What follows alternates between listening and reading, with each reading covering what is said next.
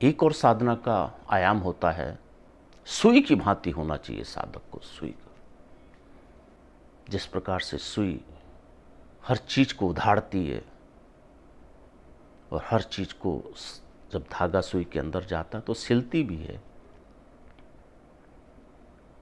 ऐसी आंतरिक अवस्था होनी चाहिए साधक की कि अपनी गलतियों को, अपने पाप पुंज को जलने से, तपने से उघाड़े, गलाए और फेंके। अध्यात्म पूंजी जो गुरुत्व के कारण चेतना के द्वारा, रोशनी के द्वारा, साधना के मार्ग के द्वारा उसको प्राप्त होती है, उसको सिले और नए नए आयामों में, नई नई जीवन शैली में, उस साधना मार्ग में उस व्यक्तित्व को अवधारण करता हुआ अपने शरीर के अंदर उसको जगह दे। उधाड़ना, अपने पाप पुंज को गर्माकर, जलाकर फेंकना, ये भी साधक की पहचान होती है। उसकी अंदर की गंदगी जब तक बाहर नहीं जाएगी, अपने कर्मा की, पूर्व कर्मा की, पूरे जन्म की, जन्मांतर की, कई पीढ़ियों की पाप पुंजें बाहर नहीं जाएंगे। कुछ आंखों से देखा, कोई सुनने से सुना, कुछ मुख से कहा, कुछ शरीर को चुना,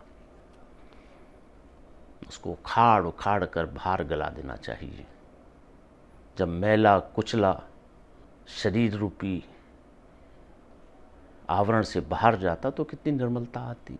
तब तुम अपना दर्पण भी देख सकते हो, अपना स्वतः ही देख सकते हो, अवलोकन भी कर सकते हो। तब उस गंगा का पानी को जब तुम पियोगे तो तुम्हें गंगा तो नजर आएगा। तब साधना की उस धारा को पाओगे तो उस धारण करोगे तो उसका व्यक्तित्व तुम्हारे अंदर आना चाहिए। जब तक व्यक्तित्व तुम्हारे अंदर नहीं आएगा, धारण नहीं होगा, तब तो मजा भी नहीं है साधना का। जब व्यक्तित्व उस क्रिया का धारण करने की प्राणमय चेतना तुम्हारे अंदर आएगी, तब तुम उसको सिल दो, उसको बिठा दो।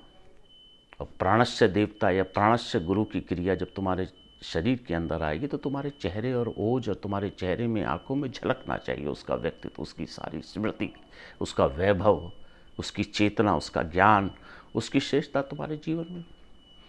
तो सुई की भांति भी साधक को रहना चाहिए, अपने जीवन के पाप पुंज को उखाड़ते हुए और धारण करते हुए।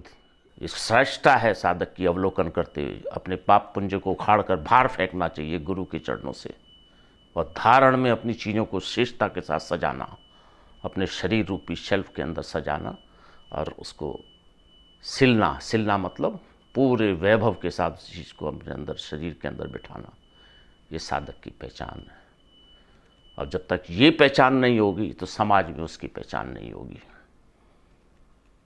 उसके अंदर ओजस्ता नहीं आएगी, शब्द में तेजी नहीं आएगी, उसका शरीर ब्रह्मत्व की क्रिया से खड़ा नहीं हो सकता जब तक धारण क्रिया नहीं होगी। तो सुई की भांति भी साधक को रहना चाहिए। जिस प्रकार से सुई एक गृहिणी अपने जीवन में सुई की तरह काम करती है, तो साधक को अपनी सुई की भांति उखाड़ना, पाप पुंज को उखाड़ना और धारण करना और फिर उसको सिलना और अपने व्यक्तित्व को पहचानना, ये साधक की पहचान। बहुत अच्छी चीज़ें होती हैं। कई बार छोटी छोटी चीज़ें भी हमारे जीवन में मनन कर कर हम आगे बढ़ सकते हैं, उस साधना के आयामों को छू सकते हैं। ऐसा मेरा विश्वास है तुम सबके लिए।